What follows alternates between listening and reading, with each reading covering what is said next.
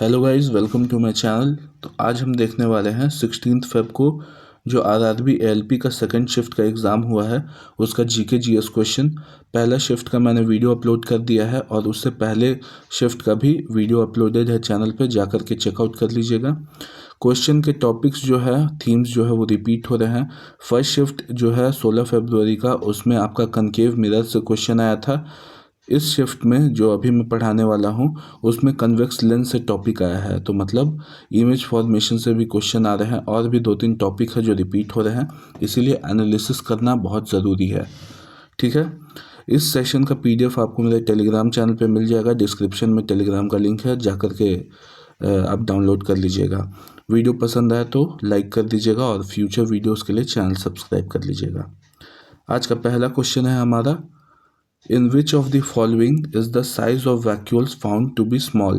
निम्नलिखित में से किसमें रसधानी का आकार छोटा पाया जाता है? Plant cell, animal cell, mature cell या नन ऑफ दीज। तो ये एनिमल सेल में जो है वो वैक्यूल्स का साइज छोटा पाया जाता है। तो साइटोलॉजी के अकॉर्डिंग, साइटोलॉजी क्या होता है, तो प्लांट और एनिमल सेल का स्टडी जो किया जाता है वो साइटोलॉजी के अंडर ही किया जाता है। वैक्यूल का जो साइज़ और स्ट्रक्चर है वो प्लांट और एनिमल सेल दोनों में अलग अलग होता है। एनिमल सेल में या तो वैक्यूल एब्सेंट ही होता है या बहुत ही ज़्यादा स्मॉल साइज़ का होता है, और इसका टेम्पररी काम क्या है, तो ये वाटर बैलेंस को मेंटेन रखता है और वेस्ट मटेरियल को स्टोर करता है एनिमल सेल में। तो याद रखना है, मेंटेनिंग वाटर बैलेंस और वेस्ट मटेरियल को स्टोर करने में एनिमल का वैक्यूल काम करता है। प्लांट सेल में जो वैक्यूल है वो बड़ा होता है, इसीलिए उसे परमानेंट एंड सेंट्रल वैक्यूल कहते हैं। ठीक है, बड़ा होता है काफ़ी एनिमल सेल के मुकाबले। ये जो प्लांट सेल है उसमें लगभग 50 से 90% जो टोटल सेल का वॉल्यूम है वो वैक्यूल ही कवर करता है, इतना बड़ा होता है। ठीक है, फंक्शन क्या है प्लांट सेल के अंदर वैक्यूल का, तो टर्जिडिटी और रिजिडिटी प्रोवाइड करता है सेल को, और ये जो एनिमल सेल है उसमें काफ़ी लेस सिग्निफिकेंट काम करता है वैक्यूल्स। एक और डिफरेंस क्या होता है प्लांट और एनिमल सेल में, तो प्लांट सेल में सेल वॉल प्रेजेंट होता है और एनिमल सेल में आपका सेल वॉल एब्सेंट होता है। ये तो फैक्ट सभी को पता होगा। टोनोप्लास्ट क्या होता है, तो वैक्यूल को सराउंड करने वाला एक मेम्ब्रेन होता है, उसे टोनोप्लास्ट कहते हैं। ये बहुत इंपॉर्टेंट है, क्वेश्चन आ सकता है, इसीलिए याद रखिएगा टोनोप्लास्ट क्या है। वैक्यूल इन अमीबा, तो अमीबा एक यूनिसेलुलर ऑर्गेनिज्म है और उसमें जो फूड वैक्यूल प्रेजेंट होता है वो उसके खाने को पचाता है, डाइजेशन ऑफ फूड में हेल्प करता है अमीबा का। ठीक है, और वैक्यूल जो है आपका स्टोर हाउस ऑफ सेल भी, सेल के जैसा भी काम करता है। तो वैक्यूल में आपका अमीनो एसिड स्टोर हो सकता है, शुगर स्टोर हो सकता है आपका ग्लूकोज के फॉर्म में, और भी बहुत सारा ऑर्गेनिक एसिड स्टोर किया जा सकता है वैक्यूल्स के अंदर प्लांट करते हैं। ठीक है, next question, which of the following statement is correct about the directive principle of state policies. DPSP के लिए कौन सा स्टेटमेंट करेक्ट है? स्टेटमेंट्स पढ़ते हैं। They can be enforced by any court, they are not enforced by any court, they are mandatory and punitive in nature, they apply only to the central government। तो इनमें से correct है आपका option number B, और बाकी सारा option जो है वो इनकरेक्ट है। डीपीएसपी को आप इन्फोर्स नहीं करवा सकते हैं कोई भी कोर्ट जा करके या रीट इशू करवा करके, क्योंकि डीपीएसपी आपका नॉन इन्फोर्सेबल है। तो कौन सा इन्फोर्सेबल है, तो फंडामेंटल राइट जो है वो आपका इन्फोर्सेबल है। अगर आपका फंडामेंटल राइट का हनन होता है तो आप सुप्रीम कोर्ट डायरेक्टली जा सकते हैं आर्टिकल 32 के तहत और रिट इशू करवा सकते हैं। कैसा कैसा रिट, तो habeas corpus, mandamus, certiorari, prohibition and quo warranto, ये 5 तरीके का रिट इशू करवा सकते हैं। और या तो आप हाई कोर्ट भी जा सकते हैं डायरेक्टली अंडर आर्टिकल 226, और वहाँ पे भी ये रिट इशू करवा सकते हैं। अब डीपीएसपी के बारे में थोड़ा जान लेते हैं, ये हिंदी में है, एक बार पढ़ लीजिएगा रोक करके सवाल, सेम क्वेश्चन है।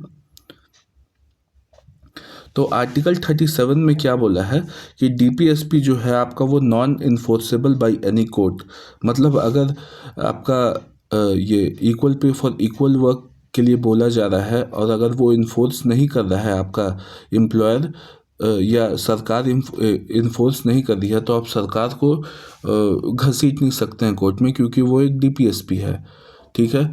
या आर्टिकल 44 बोलता है आपका यूनिफॉर्म सिविल कोड का, तो आप सरकार को लेकर के कोर्ट नहीं जा सकते हैं कि सरकार यूनिफॉर्म सिविल कोड क्यों नहीं लागू कर रहा है, क्योंकि डीपीएसपी में लिखा है, तो वो आपका कोर्ट के थ्रू इन्फोर्सेबल नहीं है। वो सरकार जब चाहेगी तो अपना वैसा पॉलिसी बनाएगी, ठीक है।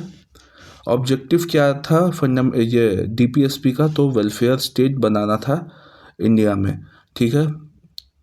और जो भी पॉलिसीज़ है उस पर रिफ्लेक्ट होना चाहिए डीपीएसपी का प्रिंसिपल, इसलिए डीपीएसपी को रखा गया। और डीपीएसपी जो है वो आयरिश कॉन्स्टिट्यूशन से लिया गया था, और आर्टिकल 36 से 51 के बीच में आपका हमारा डीपीएसपी दिया हुआ है।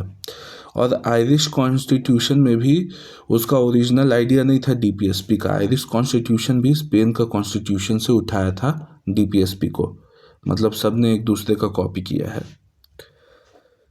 Next question, if the frequency of a wave is increased what will be its effect on the wavelength?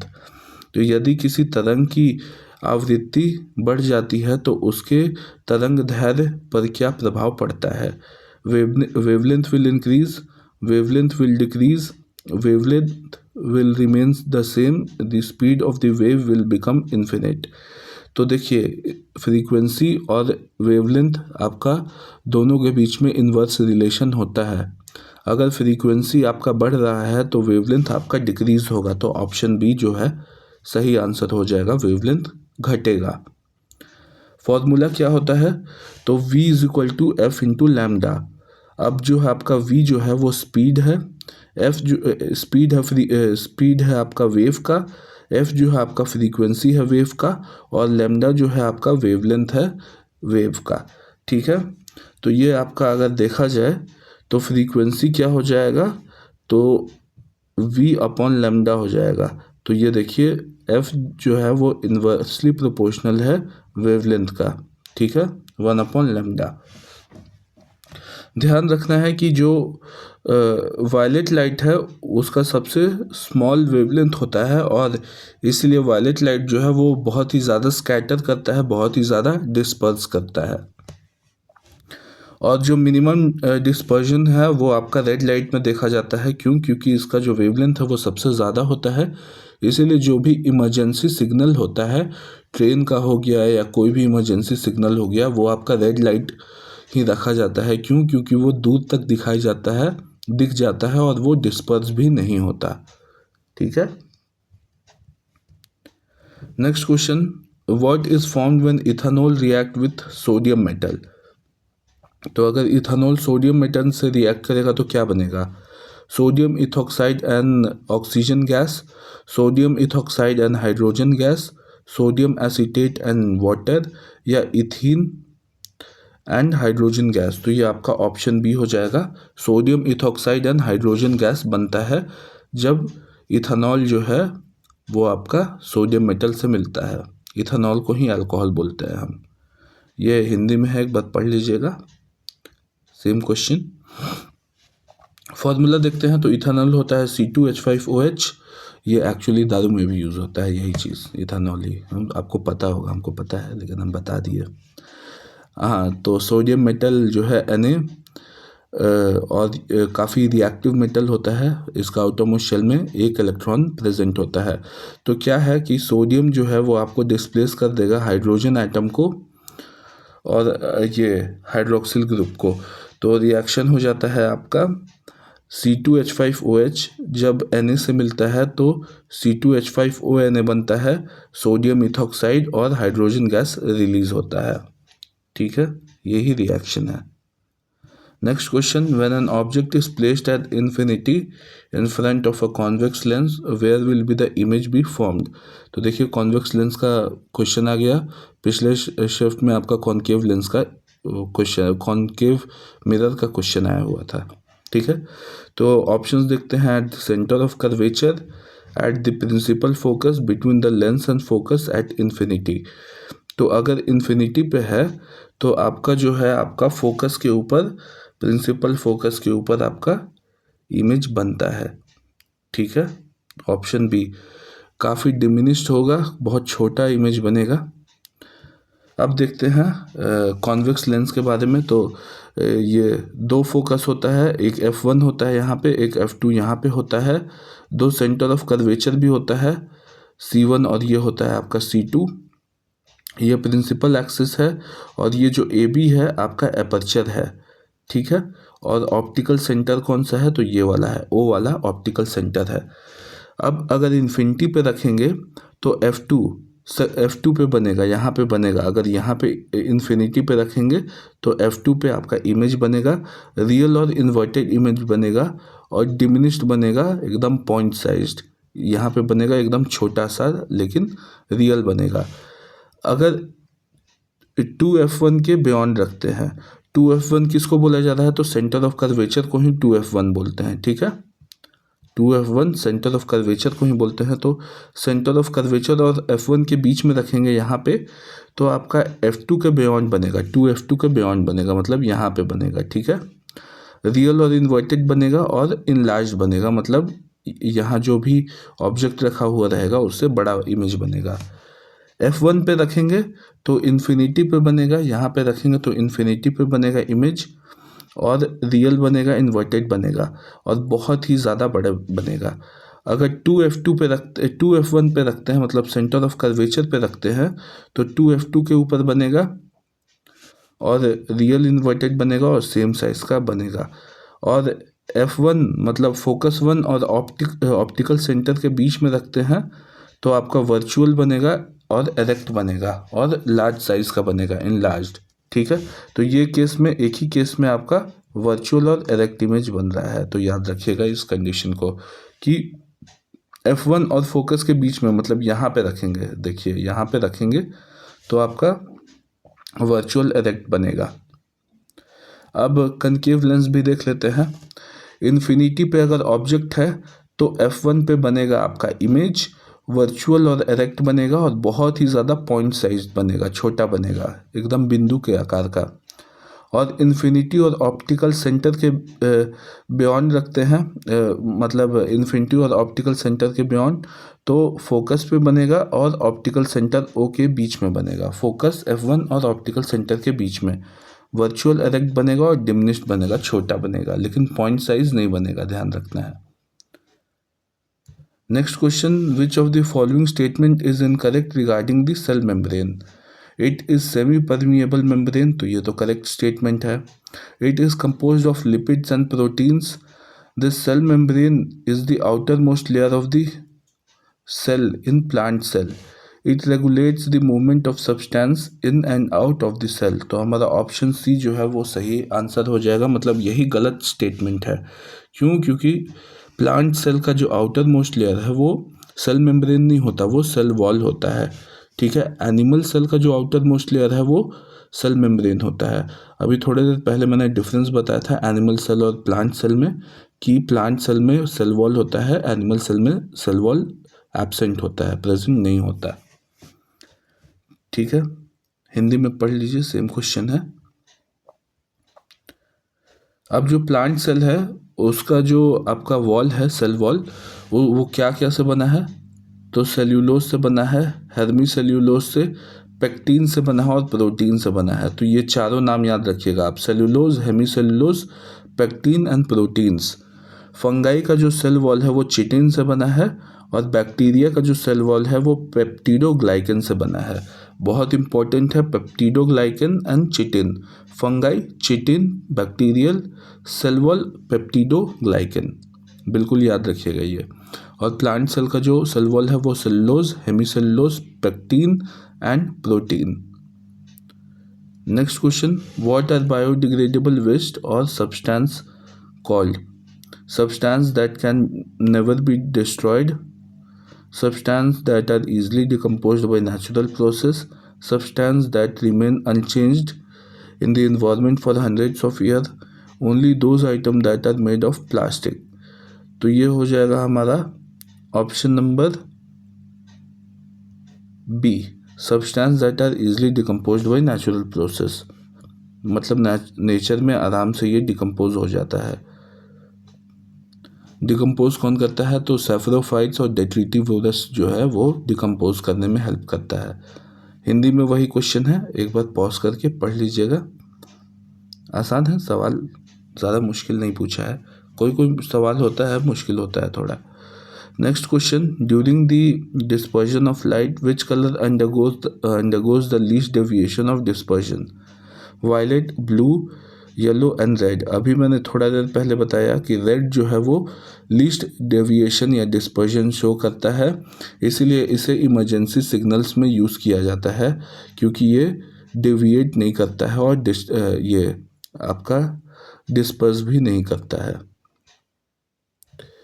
तो वाइट लाइट को जब प्रिज्म से पास करते हैं तो 7 कलर्स बनता है, VIBGYOR, violet, indigo, blue, red, orange, ये सब विबग्योर, ग्रीन, ऑरेंज और रेड। और ये आपका वेवलेंथ और डेविएशन के बीच का रिलेशन देखते हैं, तो जितना ज़्यादा लंबा वेवलेंथ होगा ना उतना ही कम डेविएट करेगा, ठीक है। जैसे रेड का जो है वो सबसे लंबा वेवलेंथ होता है 700 नैनोमीटर के करीब, तो ये सबसे कम डेविएशन दिखाता है। तो रेड कलर जो है उसका लॉन्गेस्ट वेवलेंथ है और सबसे कम फ्रीक्वेंसी है, ठीक है, ध्यान रखना है। और वायलेट कलर जो है उसका सबसे कम वेवलेंथ है और सबसे हाई फ्रीक्वेंसी है, और ये मैक्सिमम डेविएशन दिखाता है, ठीक है। इसीलिए जो है आपका वायलेट, ब्लू, ये सब कलर कभी भी हम इमरजेंसी साइंस में यूज़ नहीं करते। Next question, when a drop of ink is dropped on a floor of और in water, why does it spread on its own? Because particle of matter are stationary, because particle of matter are continuously moving, because the floor pushes the ink, because the density of ink is very low। तो ये option B हो जाएगा, because particle of matter are continuously moving. तो जैसे ही ink को पानी या ज़मीन पे गिराएंगे तो वो अपने आप ही मूव करने लगता है, स्प्रेड होने लगता है। तो यही रीज़न है कि इंक का जो पार्टिकल्स है, मैटर है, वो कंटिन्यूसली मूव करता है। देख लेते हैं कुछ और। तो डिफ्यूजन जो है वो क्या है? तो spontaneous mixing of particle of a substance called diffusion, ठीक है। जैसे कि आप देखे होंगे कि अगरबत्ती जलाते हैं तो उसका जो धुआं है वो मिक्स हो जाता है एयर में, तो वही जो है आपका मिक्स हो जाता है, उसी को डिफ्यूजन कहते हैं, ठीक है। वाटर और एयर दोनों में मौजूद होता है ये डिफ्यूजन का फेनोमेना। पार्टिकल का जो काइनेटिक एनर्जी है वो आपका कंटिन्यूसली मूविंग होता है। पार्टिकल का जो काइनेटिक एनर्जी होता है तो वो ग्रेजुअली स्प्रेड करता है काफ़ी तेज़ी से अवेलेबल स्पेस में। और टेम्परेचर का इफेक्ट क्या होगा? तो काइनेटिक एनर्जी बढ़ जाएगा पार्टिकल्स का, अगर टेम्परेचर ज़्यादा हो तो रेट ऑफ डिफ्यूजन भी बढ़ जाएगा, ठीक है। इसलिए जो धुआं होता है अगरबत्ती का वो बहुत ही ज़्यादा तेज़ी से आपका हवा में डिफ्यूज़ हो जाता है, मिक्स हो जाता है। Next question, if the speed of sound is kept constant and its frequency is increased, what will be the effect of its wavelength? तो फ्रीक्वेंसी इंक्रीज हो रहा है, तो अभी मैंने बताया कि फ्रीक्वेंसी और वेवलेंथ का इन्वर्स रिलेशन होता है। तो फ्रीक्वेंसी बढ़ रहा है तो आपका वेवलेंथ डिक्रीज होगा। ऑप्शन बी जो है वो करेक्ट आंसर है। वही सेम फॉर्मूला है, ये वी हो जाएगा आपका frequency of the sound wave, sorry V हो जाएगा speed of sound wave, F हो जाएगा फ्रीक्वेंसी ऑफ साउंड वेव और लैम्डा हो जाएगा wavelength of sound wave. Next question, who inaugurated the national agro renewable energy agro summit 2025 held in new Delhi in June 2025? Narendra Modi, Shivraj Singh Chouhan, Nitin Gadkari या धर्मेंद्र प्रधान? तो शिवराज सिंह चौहान जो कि एग्रीकल्चर मिनिस्टर हैं, उन्होंने लॉन्च किया है national agro renewable energy agro, ठीक है, दिल्ली में लॉन्च किया जून 2025 में। तो option B is the right answer. Same question है हिंदी में, एक बार पढ़ लीजिएगा। Thank you very much. Video पसंद आया हो तो लाइक करिएगा, और भी एनालिसिस के सेशन आने वाले हैं। आपने जैसे देखा 2 टॉपिक तो रिपीट ही थे सीधा सीधा, ऐसे ही और भी शिफ्ट में रिपीट हो रहे हैं सवाल। SSC MTS में तो 5-5 6-6 सवाल रिपीट हो रहे थे पिछले शिफ्ट से। तो मतलब एक बार क्वेश्चन बैंक तैयार हो गया ना, तो मतलब सेम एरिया के टॉपिक से 5-6 क्वेश्चन उठा लिया जाता है, तो इससे आपको ही बेनिफिट होगा। सेशन पसंद आया हो तो लाइक कर दीजिएगा। जय Hind. See you in the next video.